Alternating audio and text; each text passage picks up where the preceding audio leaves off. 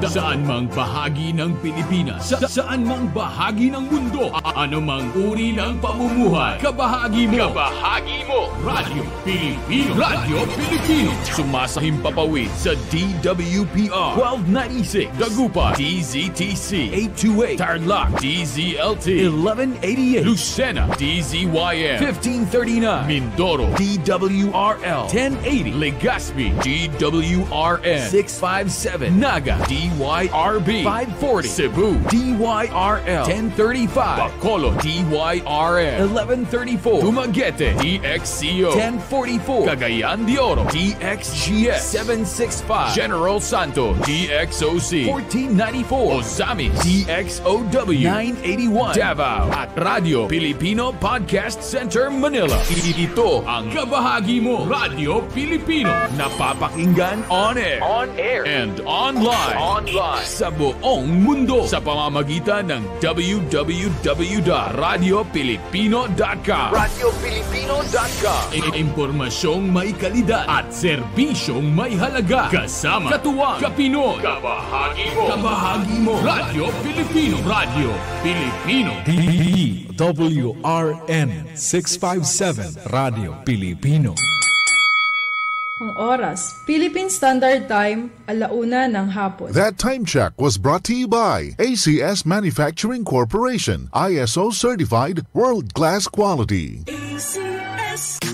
Boom, papaya, white rose papaya, yeah, yeah, yeah. Boom, puti ka, in 7 days, oh yeah, yeah, yeah, yeah, yeah, yeah. White rose papaya.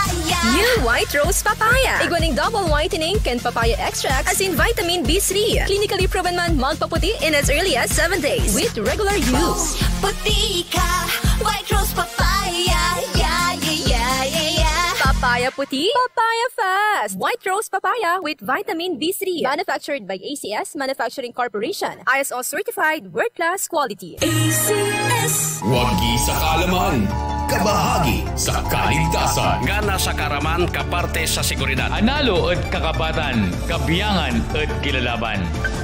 Narito ang mga dapat gawin habang lumilindol. Yumuko at magtago sa ilalim na matibay na mesa at kumapit sa mga paa nito. Umiwas sa mga bintanang salamin, mga aparador at mabibigat na gamit na maaring mahulog o matumba. Matapos ang pagyanig, agad na lisanin ang gusali at pumunta sa evacuation area. Kung ikaw ay nasa labas, magtungo agad sa open area. Lumayo sa mga gusali, puno, poste at mga lugar na may panganib ng pagguho ng lupa. Kapag naman nagmamaneho, itabi at ihinto ang sasakyan at lumabas. Wagi sa kaalaman, kabahagi sa kaligtasan. Madaugon sa kasayuran, kabahin sa kaluwasan. Sinambot keng kabaluan, kayabe keng kasamasnan. Madaugon sa kahibalo, kabahin sa kaluwasan. Isang mahalagang paalala mula sa kabahagi mo, Radio Pilipino. Pagbahagi ng impormasyon, pagbahagi ng edukasyon. Yan ang tunay na diwa ng Pasko. Hatid sa inyo ng kabahagi mo, Radio Pilipino. May iba na ba siya? Kasal ba kayo? Hanggat nasa tama ka, kakampi mo ang batas. Lunes hanggang Biyernes, 1:00 hanggang 2:00 ng hapon. Kasama si Attorney Melanio Batas Mauricio. Attorney Batas, kakampi mo ang batas. Dito lang sa kabahagi mo, Radio Pilipino. Wagi sa kaalaman, kabahagi sa kaligtasan. Gana sa karaman kaparte sa seguridad. Analo at kakapatan, kabiyangan at kilalaban. Narito ang mga dapat tandaan para maiwasan ang heat stroke. Iwasang lumabas kung hindi naman kailangan, lalo na kung tirik ang araw. Manatili sa loob ng bahay o trabaho sa pagitan ng 10:00 ng umaga hanggang 3:00 ng hapon. Para hindi ma-dehydrate, uminom ng maraming tubig, hanggang 8 baso o higit pa. Magdala rin ng tubig kung lalabas. Wagi sa kaalaman, kabahagi sa kaligtasan. Madaugon sa kasayuran, kabahin sa kaluwasan. Sinambot keng kabaluan, kayabe keng kasamasnan. Madaugon sa kahibalo, kabahin sa kaluwasan. Isang mahalagang paalala mula sa kabahagi mo, Radio Pilipino. ACS. Pagbahagi ng impormasyon, pagbahagi ng edukasyon. Yan ang tunay na diwa ng Pasko. Hatid sa inyo ng kabahagi mo, Radio Pilipino. Boom, papaya, white rose papaya, yeah, yeah, yeah. Boom, puti ka, in 7 days, oh yeah, yeah, yeah, yeah. White rose papaya. Isang mahalagang paalala mula sa kabahagi mo, Radio Pilipino. Saan mang bahagi ng Pilipinas, Saan mang bahagi ng mundo, ang liwanag ng Pasko, kabahagi natin sa Radyo Pilipino. Radyo Pilipino. Radyo Pilipino. Kabahagi mo, Radyo Pilipino. Gutom ka ba sa impormasyon? May na-miss ka bang subject at leksyon? Gusto mo bang alalahanin ang nakaraan o dagdagan ang iyong kaalaman? Lahat yan alamin natin because the professor is in. Professor on air and online. Kasama si Professor Willie Perez. Isang oras na kaalaman, isang oras na makabuluhan. Professor on air. Mamangha at tumawa sa mga tips at trivia. Sa gabay at tanong, sagot ka rin niya. Professor on air and online. Kasama si Professor Willie Perez. Tuwing Sabado, alas 10 hanggang alas 11 ng umaga. Mapapakinggan sa Radyo Pilipino at mapapanood sa RTV Tarlac Channel 26. Professor on air. Handa ka na bang pumasok sa mundo ng sports? Kung ready ka na, welcome sa headquarters ng Usapang Sports. Sports Minded.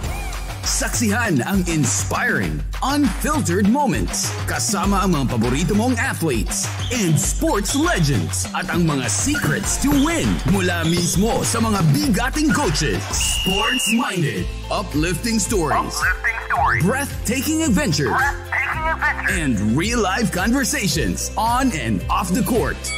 This is your exclusive access to the celebrities of sports. Sports-minded. Sports-minded. Sports-minded. Magsisimula na ngayong June 10, Sabado, alas 11 ng umaga sa Radyo Pilipino at alas 12 ng tanghali sa 1FM. Mapapanood rin sa Radyo Pilipino at 1FM Facebook pages. Sports-minded. Sports-minded. Sports-minded. Pulsong Pinoy, ang programang magbibigay linaw sa mga katanungan sa politika, negosyo at kalusugan. Pulsuhan natin yan. Pulsong Pinoy, kasama ang kabahagi mo, Ben Paipon. Pulsong Pinoy, Lunes hanggang Biyernes, alas 3 hanggang alas 4 ng hapon. Dito lang sa kabahagi ng bawat Pilipino, Radyo Pilipino. Pagbahagi ng malasakit na walang hinihintay na kapalit. Yan ang tunay na diwa ng Pasko. Hatid sa inyo ng kabahagi mo, Radyo Pilipino. Wagi sa kaalaman, kabahagi sa kaligtasan. Nga nasa karaman kaparte sa seguridad. Analo at kakapatan, kabiyangan at kilalaban. Narito ang ilan sa mga senyales ng heat stroke. Pamumula ng balat, pagkahilo at pagsusuka, hirap sa pagsasalita at paghinga.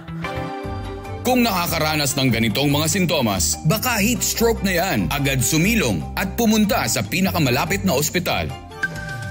Wagi sa kaalaman, kabahagi sa kaligtasan. Madaugon sa kasayuran, kabahin sa kaluwasan. Sinambot keng kabaluan, kayabe keng kasamasnan. Madaugon sa kahibalo, kabahin sa kaluwasan.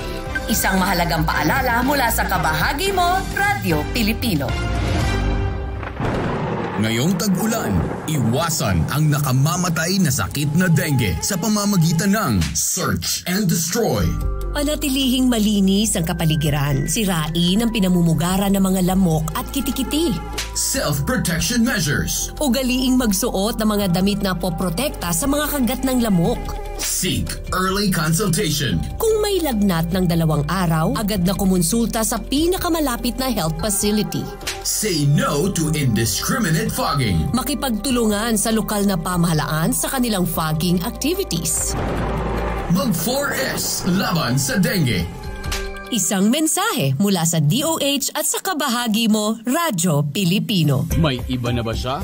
Kasal ba kayo? Hanggat nasa tama ka, kakampi mo ang batas. Lunes hanggang Biyernes, 1:00 hanggang alas 2 ng hapon. Kasama si Attorney Melanio Batas Mauricio. Attorney Batas, kakampi mo ang batas. Dito lang sa kabahagi mo, Radyo Pilipino. Mula sa batas, Light at Radyo Pilipino. At araw-araw, may pagpapala, paggabay at proteksyon ni Philip sa mga nakikinig at nanonood sa kakampi mo ang batas. Yes, ngayon ay ang araw na ginawa ng Diyos, kaya tayo magalak at magdiwang at magbigay ng parangal sa Kanya sa ating mga isip salita gawa at itsura. Amen. Okay, dun po sa nagnanais tumawag o kaya magpadala ng kanilang mga problema legal, po pwede po yan sa mga numerong +63 917-113-5017 at +63 947-553-4855. O pwede rin po sa pamagitan ng Messenger, sa Messenger accounts namin Lanny Lazo Mauricio Jr., Attorney Batas Mauricio at Philip L. Mauricio. At pwede rin po sa pamagitan ng email sa email addresses na batasmauricio@yahoo.com at philipmauricio@yahoo.com. Amen. Siyempre, ang aming pong mga hempilan sa Radyo Pilipino, kabahagi mo saan mang panig ng buong mundo, Luzon, Visayas, Mindanao. Patingin po natin ang mga nasa Dumaguete City, DYRM 1134 Radyo Pilipino, Dumaguete City. At partikular, binabati natin si Ginoong Edmund Cinco. Ayan. Tagapakinig natin, DJ Philip, dyan sa DYRM 1134 kHz Radyo Pilipino, Dumaguete City. At anak siya ng dating UP President Vicente G. Cinco. Daghang kayong salamat sa inyong pagtanaw o pagpaminaw, Mr. Edmund Cinco. Yan, samantala, napapanood din po kami sa aming YouTube channel, Kakampi Mo Ang Batas. Ilagay po nyo Kakampi Mo Ang Batas at makikita nyo na po lahat ng show gaya nyo nakikita sa inyong harapan. Pwede po nyong balik-balikan ang lahat ng yan. Kakampi Mo Ang Batas, Facebook page, nandiyan din at kaya sinasabi natin sa inyo kanina, facebook.com/Attorney Batas, facebook.com/Philip L. Mauricio. At syempre pa, sama din natin ang Facebook page ng Barkadahan Forever FM.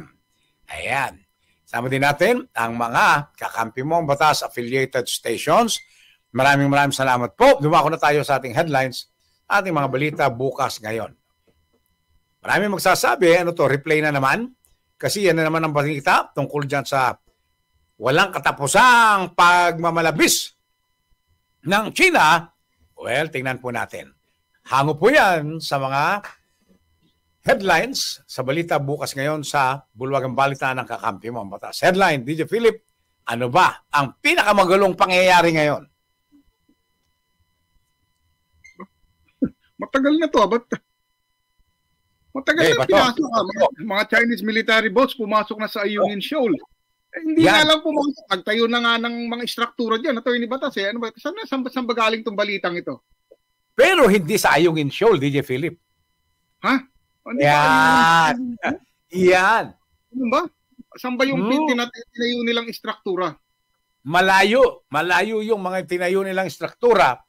Pero ito, DJ Philip, yung Ayungin Shoal na yan, ilang kilometrahe na lamang ang layo sa mga pinakamalalapit na probinsya na nakaunan sa West Philippine Sea o South China Sea.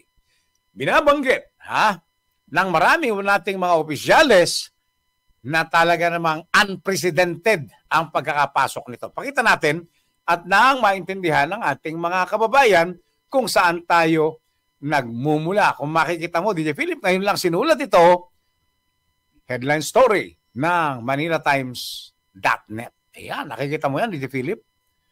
December, yan, kita mo So makikita mo ang katotohanan ng bagong-bago ito at puntahan natin yung bahagi nito na nagsasabing unprecedented siya, DJ Philip. Describe as, baba mo, technical. Ayan, no? Describe as unprecedented. Ayan, di ba? Describe as unprecedented event. Ano ibig sabihin ng unprecedented, DJ Philip? Wala pang naunang kaganapan. Unang magaganap ito o nagaganap na nga sa kasalukuyan, kaya unprecedented. Walang katulad, walang kagaya ng mga pangyayari sa nakaraang kapanahunan. Yan. Mo nga, anong pecha yun? Tingnan natin. Tingnan mo. Saan? Yan, nasa taas. Yan. Kita mo? Sherwin, tingnan mo, Sherwin, yung ano. Hindi lang namin mabanggit, Sherwin, di ba?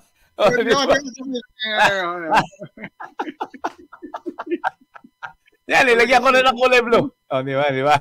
Sherwin talaga, Sabi ko na, magtatanong siya. Kasi itong kwento kasi naman ito, DJ Philip, tama ka doon sa unang unang pasok mo unang bati mo sa balita natin ngayon.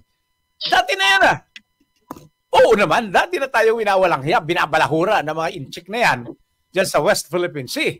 Pero ito ang kauna-unahang pagkakataon ayon sa Department of Defense officials, pinasok nila itong lugar o karagatan na pinakamalapit na sa Pilipinas. Kumbaga, nasa tungki na ng ilong natin ito, DJ Philip, mga kababayan.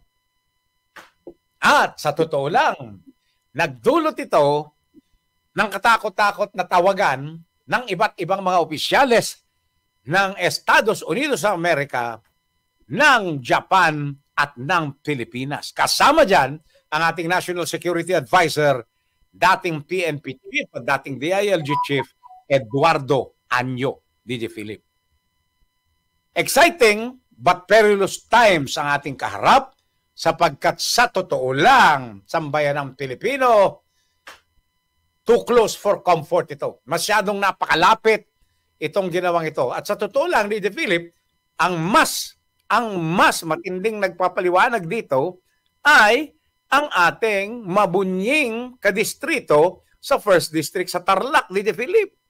Oh, sino? Sino ba yung miyembro ng gabinete na galing ng 1st District ng Tarlac? Di ba? Di ito, yan, si boss, ang bagong boss, Boss Gilbert Teodoro. Ano sabi niya, DJ Philip? China is converting South China Sea into Lake of China. Says Teodoro. Tingnan mo yung petsa, DJ Philip. Tingnan mo yung petsa at yung oras. Ayan. Sa totoo lang, Attorney Batas. Hindi na kaya ito ng hindi na kaya ito ng mga tokis-tokis na lang. Tama yung sabi ni Senator Bato yata nagbanggit niyan sabi. Kaya binomba ka ng water cannon, bombahin mo rin. Kasi ang nangyayari sa taas, pagka binobomba tayo ng water cannon, wala lang. So sabi ni, kung hindi po ako nagkakamali, doon po sa nakakaalam, paki-correct niyo po akong si Senator Bato nga yung nagsabi niyan na pagka ganyang binobomba tayo ng tubig, bombahin din natin. Kasi talagang talagang kalabisan na yung ginagawa ng China na yan Gera na yan. Gera na talaga yan, DJ Philip. Biro mo ngayon, tapos ngayon, nandyan na siya sa I think ang Ayungin Shoal, nandyan sa nandyan sa malapit sa bahay di Masinloc, dyan sa Zambales. Zambales, DJ Philip. Mga kababayan. So, yun ang malaking problema talaga dyan, kung hindi siya gagawa ng hakbang na ipakita na teka muna, tigilan mo na yan. Ito gagawin nila yan Talagang ibang level na to sa ng mga ginagawa ng mga Chinese na to hindi na ito kumbaga natikman nila yung sarap nang pumasok ng teritoryo ng may teritoryo. Alam mo, babalik na naman tayo dun sa nakatanong ng bakit ba lumakas ang loob ng China na magtayo nga ng tinatawag na struktura dyan? Yun! Bakit? Babalik tayo sa tanungan na yun sino ba ang dahilan?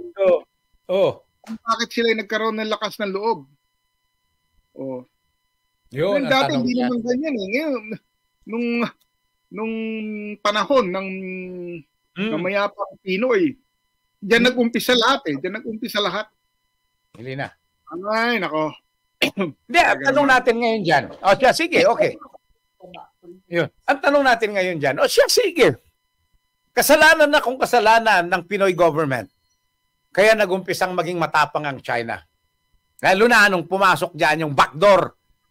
Di ba? Inodoro negotiator. Hindi ba? Di ba? Ngayon nagbabalak pang tumakbo. Di ba? Nagbabalak na namang tumakbo. Yan sa Quezon Memorial Circle, magja-jogging na naman daw siya ngayon dyan. Di ba? Pero teka muna, DJ Philip. Di kasalanan ng Pinoy government. Ang itatanong ngayon sa kasaysayan, di nandiyan na yan, nagkakagulo. Anong ginawa ng Duterte government? Anong ginawa ng Bongbong Marcos government? Duterte government, DJ Philip, paliwanag, nakipagkaibigan lalong tumapang. Di ba? Lalong tumapang. Kapitan Marmasanggid, kumpare, pakitanong mo nga. Di ba? Ha? Ngayon, DJ Philip, nakipag-alyado tayo ng todo-todo sa Amerika at nandun tayo, halos ilang beses tayong bumalik-balik sa Amerika. Lalo pa rin tumatapang itong mga singkit na to. Paano ngayon yan? Di ba? Anong gagawin ng Bongbong Marcos government? Ano sa tingin mo ang kanyang gagawin maliban dito sa mga pagbubunganga ng ating opisyalis sa Defense Department? Di ba? Kaya tang natahimik ka dyan, DJ Philip, ha? Tama sabi. Yun ang malaking problema talaga dito dahil nabigyan nga ng lakas ng loob yung China na yan. And ngayon, biro mo, lakas pa ng loob na magsabi na kayo, pasok kayo ng pasok sa mga teritoryo ng China Well, mga ganun salita nung alam mo, tama yung panukala na ipakita natin yung disgusto natin. Yun. By sending home, pauwi nila yung ating ambassador dun sa China. Pauwi nila kasi patawag nila, balikin nila. Tapos yung ambassador ng China rito, paalisin nila. Una muna yung pagpapatawag, pagpapauwi. Kasi nga, baka, siyempre, pauwiin din yun So, unahan na, pauwiin muna yung ambassador natin doon. And then, saka paalisin. Isa pa yan yung ambassador ng China, kung makapagsalita, akala mo nga, totoo lahat ang sinasabi niya. Biro mo, yun daw unang yun daw, ano ba yung unang nangyari na binangga yung natin, tayo daw bumangga, ganun talagang, paano babanggain ng isang napakalaking barko, ng isang napakaliit na barko? Tama. Ano yun, sweet? Di ba, sana ko, suicide bomber na nga yun. Kaya nga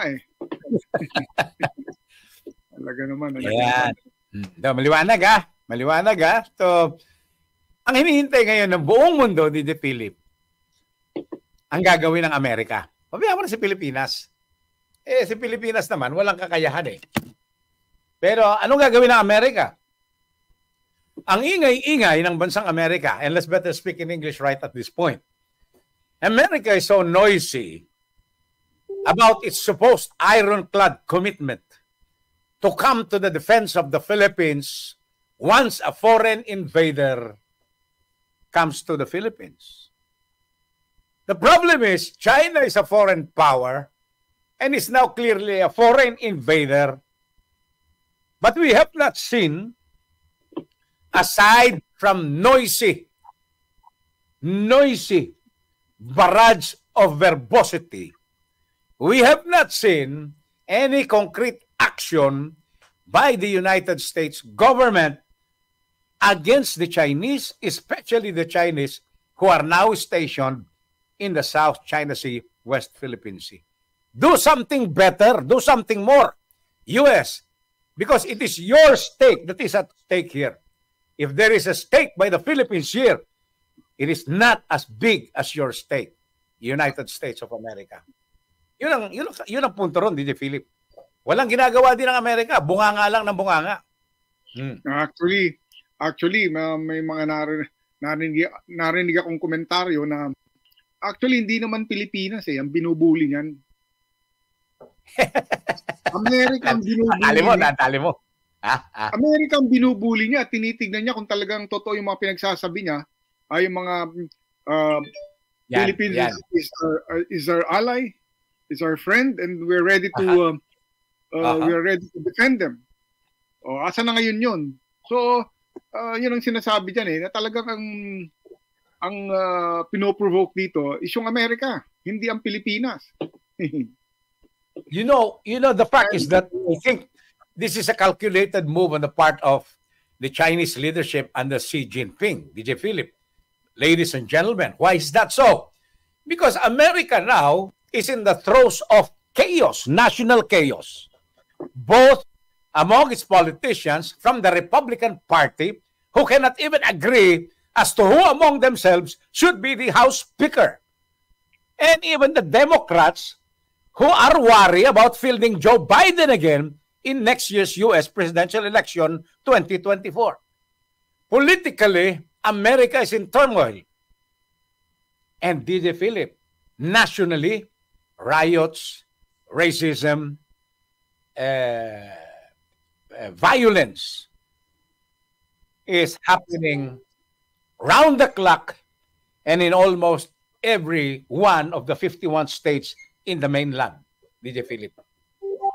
All you have to do is to read CNN or read other newspaper online accounts, and you will see the reality of what is happening in America. And so China is taking advantage of this situation, and its first a line of attack, conquer the Philippines, disable any defense in the Pacific against any invasion by China, because that is the entry point for the west coast of the United States of America. If the Philippines can be totally controlled by China, next will be Guam, then next will be Hawaii, which are all in the Pacific Basin, Pacific area, fronting the west coast of the United States, the California coast, DJ Philip. And that is the problem here. China is too intelligent for all of this at the moment. And America is too weak. Anong tingin mo dyan?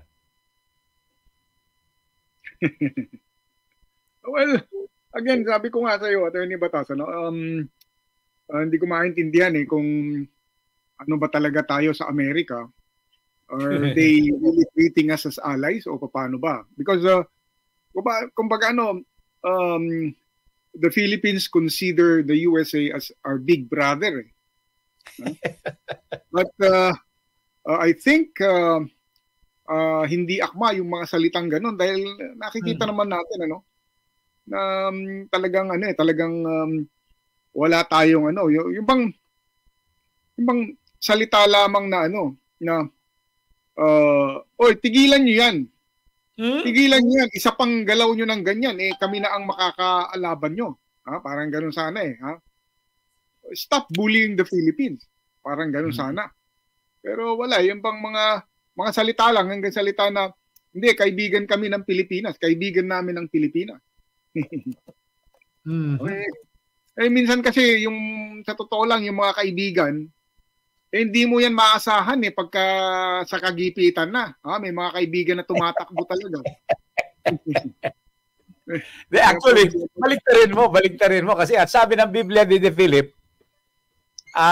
mabuti pa ang kaibigan at kapitbahay na nakatira ng malapit sa iyo kesa sa ang kapatid mo na nakatira sa malayo. Kasi yun daw kapatid na nakatira sa malayo, mahihirapang umagapay at tumulong sa sandali ng pangangailangan. Ang tutulong dapat yung nasa paligid mo, DJ Philip. Ang problema mo, nasa paligid natin, China, tapos Japan, tapos Korea, yun namang mga supposed to be ASEAN nations, they're no match to the military power, the military might of the Chinese government. Yun ang problema natin dyan. So, I really don't know. And then, yung binabanggit mo about the Mutual Defense Treaty, Big Brother, that is a lie. A lie. And I'm saying it.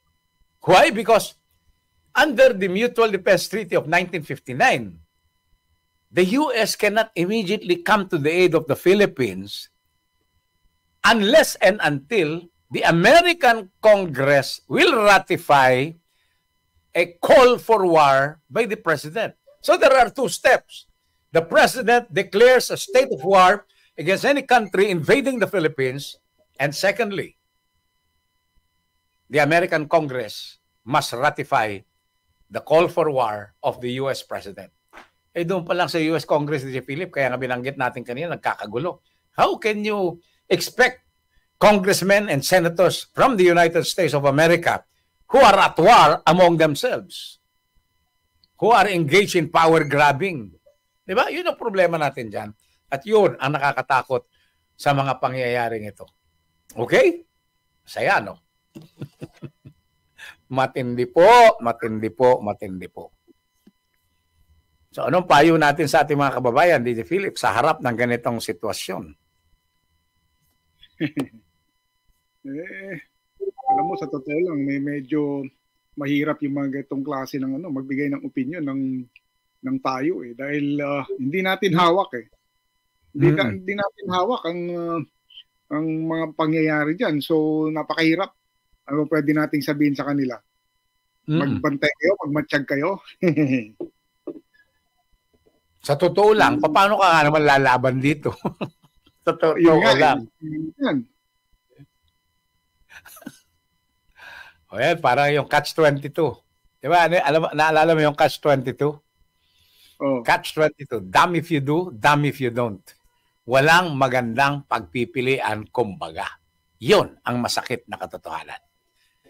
Nandun nga mga DJ Philip, mga kababayan, tayo po yung magpapatuloy na sa ating pong pagtugon sa inyong mga problemang legal. Compadre Benedict Abaygar, stay where you are. Pupuntahan kita in a few minutes. Pagkatapos lamang ng kakampi mo ang batas sa Radyo Pilipino. Magbabalik pa po ang kakampi mo ang batas sa Radyo Pilipino pagkatapos lamang ng ilang paalala. Para sa mga mahihirap, kababayan.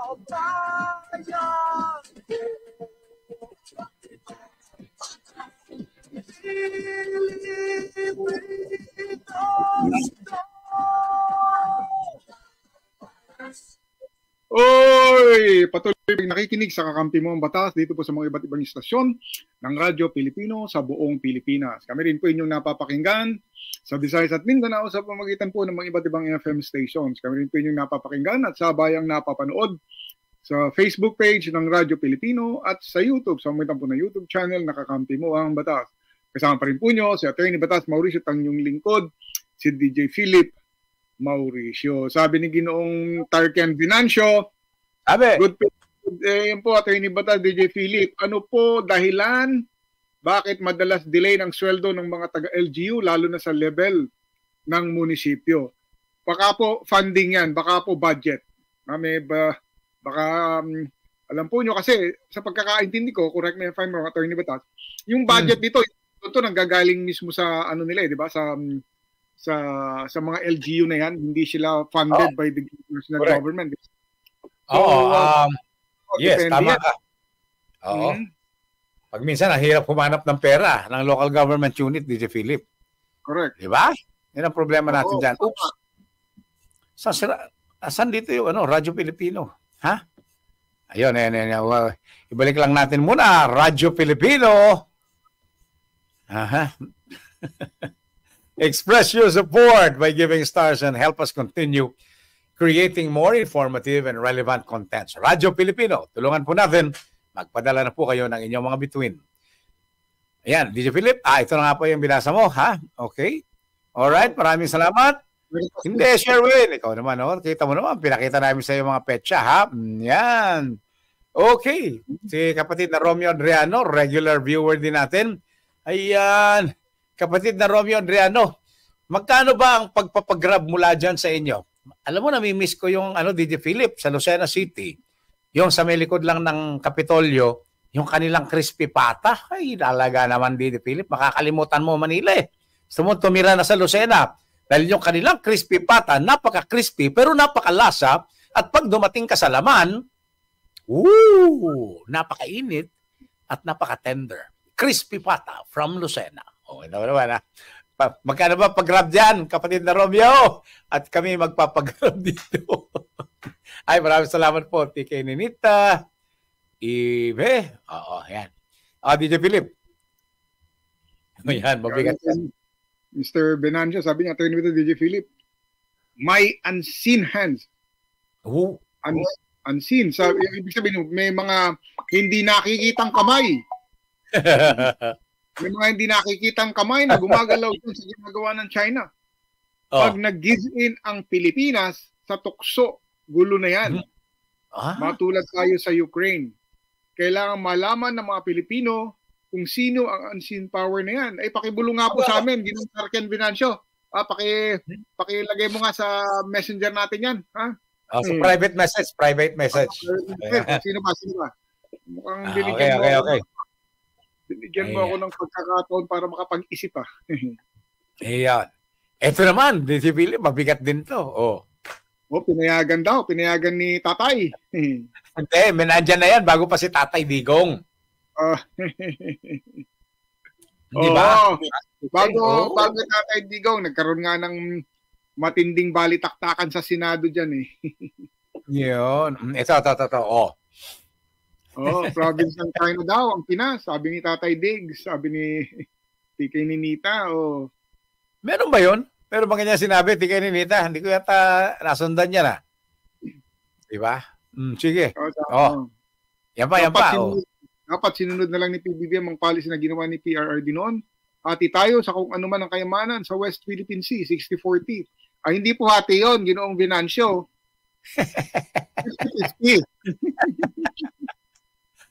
Okay na mo no. Nagpapatawa to. Sino noisy? Noisy? Ikaw naman, sa Bisaya yan eh. Noisy Balasi. Noisy Balasi. Ito mo ha. Ito si kapatid na Rene Cruz. Yan. Okay. Basahin mo naman para makonsuelo naman si kapatid na Rene Cruz, DJ Philip. Attorney Batas Mel Mauricio, DJ Philip, sabi niya, blessed day of broadcasting. Amen. KMAB, sabi na Humility Truth, Radyo Pilipino. Salamat po. Salamat. Yan. Paul Dio Gracias. Nandun pala si Attorney Lenny sa vegan nung isang araw, ha? At lumilitaw pala dyan, meron pa tayong nami-miss na ari-arian. Ano yun? Ancestral House. May Ancestral House pa pala. Paul, ano ba yun? Di ba? Diyan sa vegan, DJ Philip, pwede rin bang magpa-grab? Alam mo kung bakit? Kasi yung kanilang bagnet, ako po, ay kasarap ihanda ng bagnet na yan, DJ Philip, mga kababayan. Paul! Daming bagnet dito. Paano ka pa baka yung... daming bagnet dito. Galing ng Ilocos. Marami. Saan? Marami. Ganun ba? Ganun ba? Hindi ka, pero saan nabibili yun? Ilocos Empanada. Dito pala daw sa Meta Teachers Village sa Ilocos Empanada, may bagnet Ilocos. Yan. Yan, DJ Philip, sabi ni Paul. Sa tingin ko, mga idol, takot din ng China dahil gusto nila ng gulo. Noon, ginera na ang Taiwan, Japan at Pinas. Sabi niya. Okay din. Sige. Tingnan natin. Kasi kalaban talaga dito, US baka masiraan ang ulo si Joe Biden. Nuloko na sila. Yan. DJ Philip? Ha? Amen. DJ Philip, sa Marinduque po, sinipsip ng barko ng China ang buhangin ng Maniwaya. Sabi galing. Ano yung Maniwaya? Lugar ba to? Ha? Google ko nga. Google nga natin si Maniwaya. Marinduque ba yan? Maniwaya. Maniwaya Island. Naku ka, ganda naman ng Maniwaya Island na to. Mahal na Pastora Lulu Gonzales. Ang ganda, DJ Philip. Ay talaga naman, pakita natin ha. Pakita natin. Kaya lang ayaw siyang lumaki Maniwaya Restaurant, Maniwaya Island. Ito siya pakita lang natin. Credit to the owner lang po ito ha. Credit to the owner. Medyo nagpakita lang sa amin ng yan, DJ Philip, ang Maniwaya Island. Playa Amara? Teka muna, iba naman to. Yan, kita mo?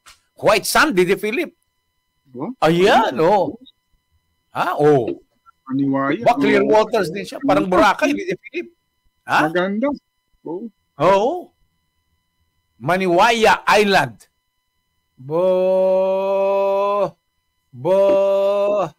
Mapuntahan nga to pag summer, DJ Philip, mga kababayan, di ba?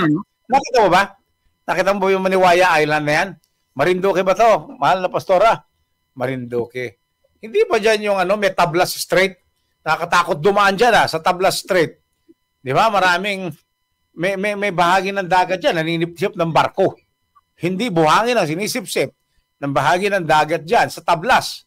Kundi yung barko mismo, DJ Philip, mga kababayan. Naku talaga, DJ Philip. CIA po ni DJ Philip ang Sea Hands, pero may mas mataas pa sa CIA. Siguro alam niyo na yan. Hindi po Ibig mo sabihin, nagpapakilo sa China, CIA. Wow, masaya tong teorya ni Ginoong Venancio. Okay, alright. Tanong na tayo, DJ Philip, o ano tayo? Ano ba? Wala na?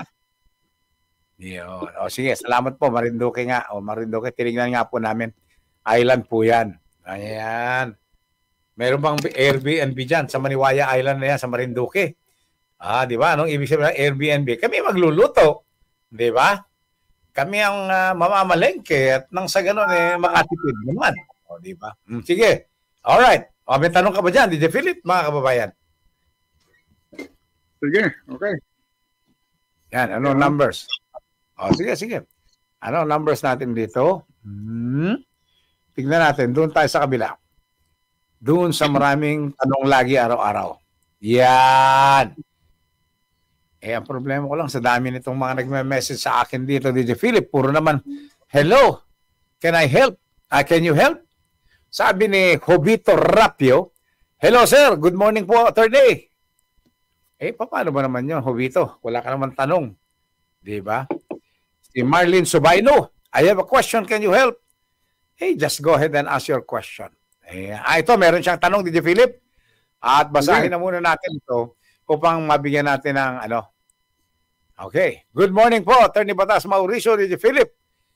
Tanong ko lang po kasi kinasuhan ko ng pambabastos sa pagkatao ko ang nagtitinda sa tindahan ko. Aba, temo natin. Marilyn Sobaino, ang kinasuhan mo ng pambabastos ng iyong pagkatao ang nagtitinda sa tindahan mo. Ibig sabihin, tauhan mo, ganun ba? Kasi po, sinisigawan nila akong 3 mag-iina na rapist ka. Teka muna, babae naman tong itsura mo rito, Marilyn. Tapos rapist ka?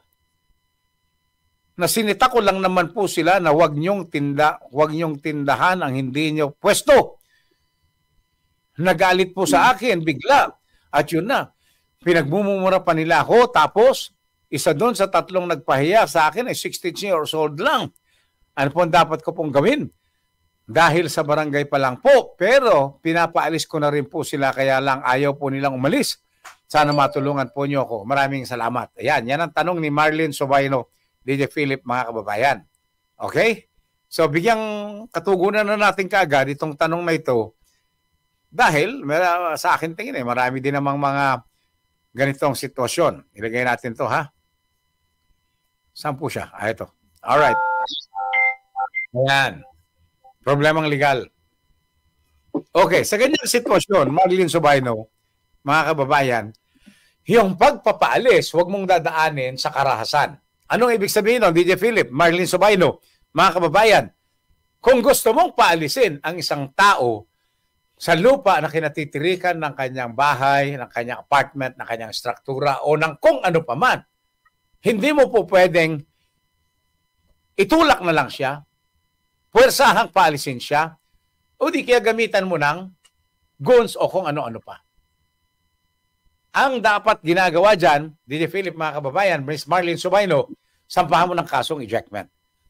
Bakit po? Ang sabi po ng Artikulo 5.3 ng Civil Code of the Philippines, ang sino bang tao na naniniwala na mayroon siyang karapatang bawiin ang isang parsela ng lupa, kailangan muna siyang dumulog sa mga hukuman, humingi ng kanilang tulong upang magpalabas sa mga hukuman ng pagpapasya ng pagpapaalis. Hindi po pwede na puwersahin nung nagsasabing siya may-ari ng lupa ang taong nakatira sa pamamagitan ng dahas o lakas. Yun ang unang sagot dyan, DJ Philip, mga kababayan. Okay? So kahit pa ano sitwasyon, huwag niyo pong pangangahasan na ipagtulakan na lang yan. Magdemanda na lang po kayo at ang kaso nyo, ejectment. Ejectment ba itong may tuturing, DJ Philip? Oo. Kasi may kasunduan sa pagpapaupa. Sabi ng Rule 71. Tama ba? Rule 71 ba? Ang unlawful detainer, forcible entry. Yun. Sige. Ng Rules of Court. Pagka may kasunduan ng magkabilang panig tungkol sa pagpapaupa, kailangan niyang magsampa ng kaso, ang tawag ay ejectment. Ganon yon. Kailangan niyang magsampa ng kaso at ang pangalan ay ejectment. Yan, DJ Philip, ang unang problemang legal. Next question. Yes. Yes. Galing kay Wency. Sabi niya, magandang araw po, Attorney Batas and DJ Philip. Mayroon pong lupa na naiwan ng aming mga lolo at lola na hindi pa nahahati sa mga anak, sa mga heirs. At yung isang tita ko ay nagbenta ng kanyang share na hindi pa nahihiwalay ang titulo. Pilit pong pinapapirma ang tatay sa deed of sale. May kaso po ba kaming pwedeng isampa? Pwede ba namin ipawalang bisa yung bilihan dahil hindi naman pumayag na ibenta yung lupa? Salamat po.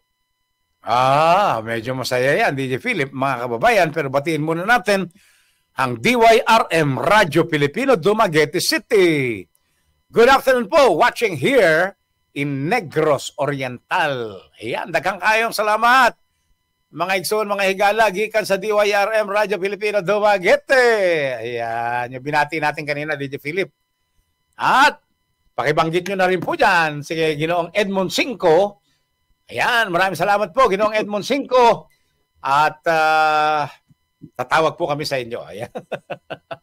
Buti na lang at may mga relay stations ang ating Radyo Pilipino sa iba't ibang lugar. Ayan, bago ko sagutin yan, DJ Philip, pagliliwanag lang ni Ginoong Romeo Adriano, ano sabi niya? Wala na po yung Baboy Crispy Pater Restaurant. Nagsara na ng pandemic, COVID-19. Hindi ko po alam. Ang Grab dito sa Lucena. Grab, ang Grab. Grab, Oo, ang Grab dito sa Lucena. Hindi na ako magpapagrab kasi sarado na yung restaurant na bibilhan dapat. Di ba? Sige. Ang tinatanong niya, pwede bang ibenta, maituring na may bisa ang bentahan na hindi naman pumirma ang tatay niya? Di ba ganun yung tanong, DJ Philip? Hindi. Nagbenta yung kanyang tita. Nagbenta ng kanyang share. Okay. Pero sa totoo lang, hindi pa nahati-hati nga yung lupa. Yung pag-ari. So yung isang tita niya, siguro nung ilan ng pera, nagbenta ng kanyang share. And then, ang gusto mangyari, pilit pinapapirma ng deed of sale yung tatay niya. Na isa dun sa mga tagapagmana. So ang tanong niya, meron bang kasong pwedeng isampa? At pwede bang ipabaliwala yung bilihan daw? Maganda yung katanungan na yan. Alam mo, DJ Philip, binabanggit ng Kodigo Sibil ng Pilipinas, Teka, nasan ba tong Kodigo Sibil ng Bansang Pilipinas? At nakita natin, partikular sa kanyang artikulo 1,008. Ayan, baka gusto po ninyong samahan si Batas Mauricio, hanapin si artikulo 1,008. Ano sabi po niya? Di ba? Mukha yatang sandali lang, mukhang lumundag yun, di ba? Lumundag yun.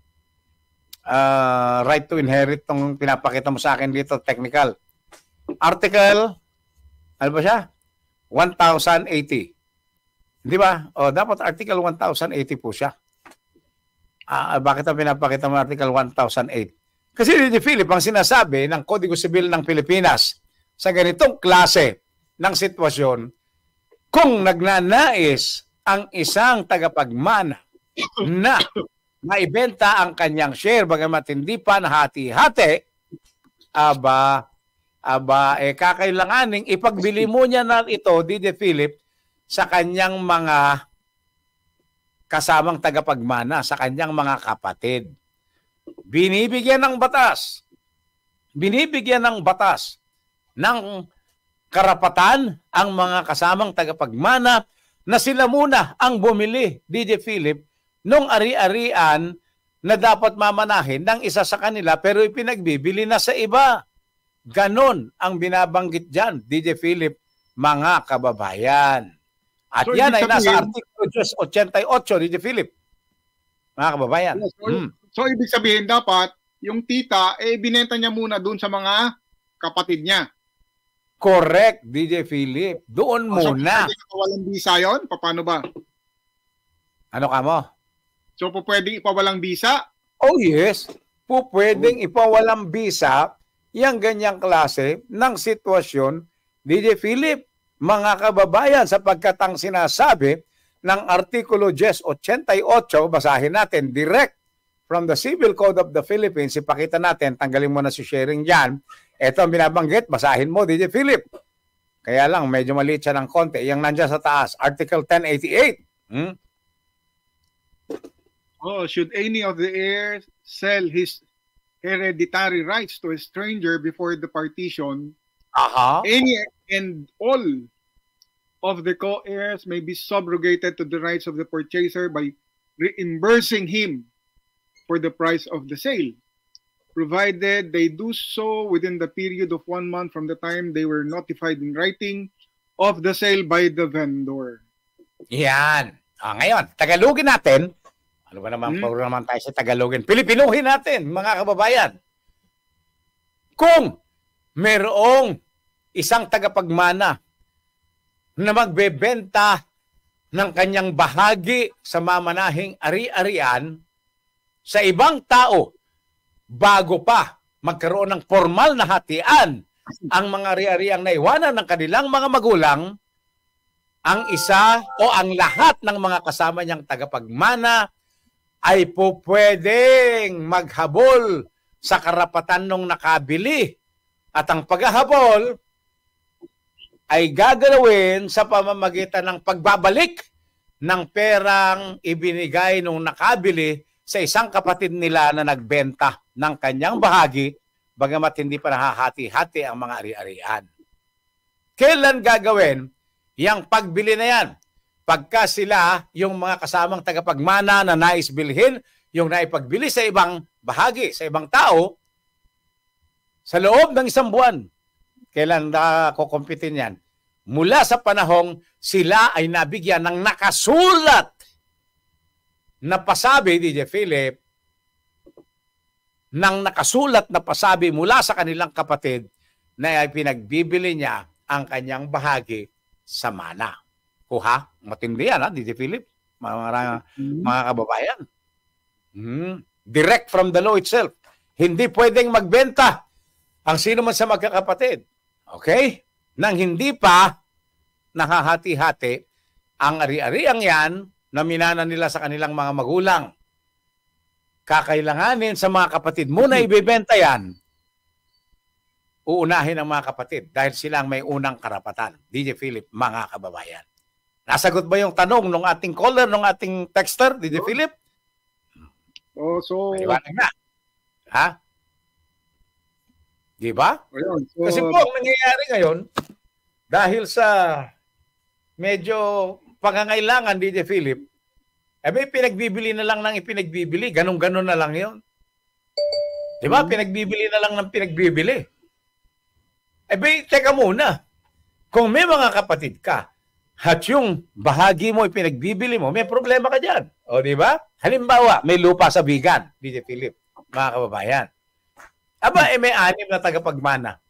Yung isa, dahil gusto na niyang maging pera, pinagbibili na niya sa ibang tao. Hindi niya pala pwedeng gawin yon, DJ Philip. Paul Deo Gracias, mga kababayan. Bakit po?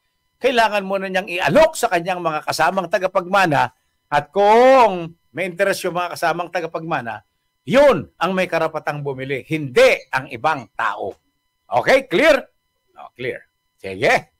Kakampi mo ang batas. Radyo Pilipino, Lunes hanggang Biyernes, nakakasama po ninyo. Alright, DJ Philip? Yun, pa? Wala na. Yeah. Importante itong mga ganito. Dito po kayo sa Kakampi mo ang batas makikinig sa Radyo Pilipino sapagkat detalyado ang batas na aming tinatalakay. Binibigay pa namin sa screen kung may oras pa. Ibig sabihin, kayo mismo bumasa ng katagonan ng batas. Ayan, papagsalitain natin ang batas. Sige, DJ Philip. Okay, galing naman to kay Ani. Sabi niya, magandang araw po, ni Batas ng DJ Philip. Meron kaming lupa pa rin to, ng dati kong asawa. Napatay na, may 3 kaming anak. Okay. Gusto ko na ibenta yung lupa dahil kailangan ko ng pera. Kaso, tinatago ng nanay ko yung papers ng lupa. Ayaw ibigay sa akin dahil para sa mga bata daw yon. Ano ba pwede kong gawin? Or sino ba mas may karapatan dun? May pwede ba akong i-file na case pag ganon? Salamat po. Okay, kanino na ba nakatitulo yung ari-arian, DJ Philip? Ay siguro silang sa kanilang mag-asawa. Hindi binanggit diyan, kaya nga tinanong ko kagad kasi mahalaga yung pangyayaring 'yon eh. Okay? Oh. Palagay ko kasi meron daw silang lupang mag-asawa eh. 'Yon. So ibig sabihin silang may-ari at malamang sa hindi sila ang may titulo. Tingnan muna natin yung sitwasyon na sila ang may titulo, DJ Philip. Okay. At lumilitaw ang titulo na sa pag-iingat ng nanay. Nino? Nung namatay o? Baka nanay nung siguro. Namatay. Oo. Ayaw ibigay doon sa manugang.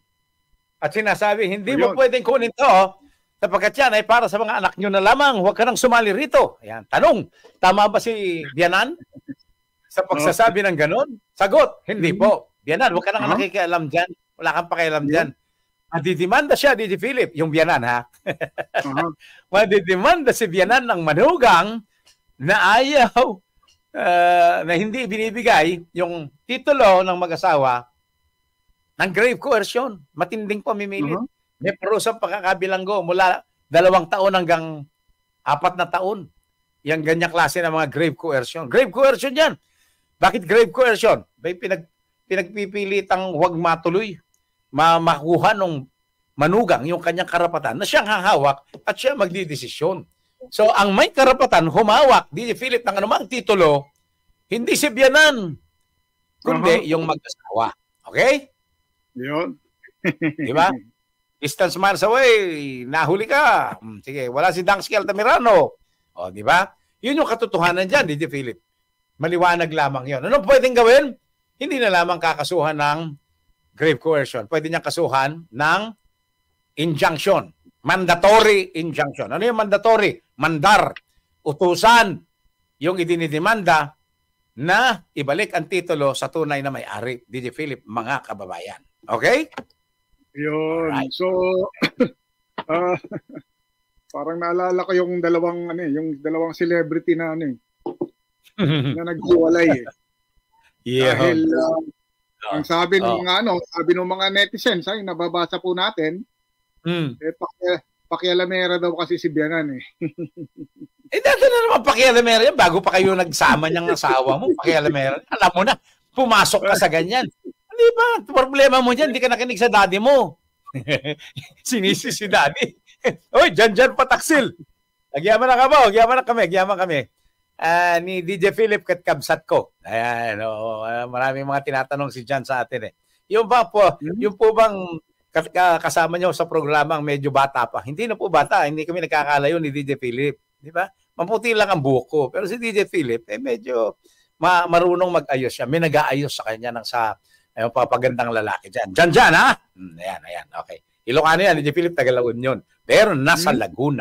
Okay, next question. Baya mo naman yung magbiyan na, wala na eh. Teka muna, ba't nilagay mo na yan? Kasi may katanungan biglang pumasok dito. Sabi. Pwede daw bang demandahin nung manugang, yung Bianan na pakialamera? Teka mo, nakasal ba yan binabanggit mo? Kasi nagpakasal. Nagpakasal. Nagpakasal eh. Pwede, invasion of the right to privacy, DJ Philip. Oy, nakikinig ka ba? Mga Bianan, huwag na kayo nakikialam na. Kayo, dahil lang kayo naghihiwalay mga anak nyo, asawa nyo, mga anak nyo, sa asawa nila. Pabayaan nyo na nga sila. Hoy! Kita mo, yan. Nasermon ng tuloy. Siya, sige, DJ Philip. Okay. Oy, nato na po ang mensaheng pang-inspirasyon para na to. Nagaling sa Lucas 1:26-28. Nang ika-6 na buwan ng pagdadalang tao ni Elizabeth, ang anghel na si Gabriel ay sinugo ng Diyos sa Nazaret sa isang bayan sa Galilea upang kausapin ang isang dalaga na ang pangalay Maria. Siya ay nakatakda ng ikasal kay Jose, isang lalaking buhat sa angkan ni David. Lumapit ang anghel sa dalaga at binati ito. Magalak ka, ikaw ay lubos na kinalulugdan ng Diyos. Sumasa iyo ang Panginoon. Ayan po ang ating ito. At lumipas na naman ang 1 oras at 1 linggong pagliliwanag at pagtatalakay ng mga batas sa malagang pangyari ngayon at ay pansamantalang mamaalam at kung papahintulutan lang po may kapal magbabalik ang kakampi mong batas para sa pagpapatuloy ng serbisyong legal. Sa lahat po ng nakinig, nanood, nagbigay ng kanilang kuro-kuro komento, maraming salamat at magandang araw po. Sa ngalan ni Atty. Batas Mauricio, ni Judge Angelina Domingo Mauricio, ni Atty. Lenny Mauricio, ni Atty. Erin Phoenix, at ni Atty. Marisa Mauricio Panotes, na parati po pagpapaalala sa inyo. Mag-face mask pa rin po tayo, magugas ang kamay na sabon at tubig, kayo magpahid ng alkohol, at hindi natin yung mahinahon sa lahat ng panahon at huwag natin kalilimutang humingi ng awa, pagpapalat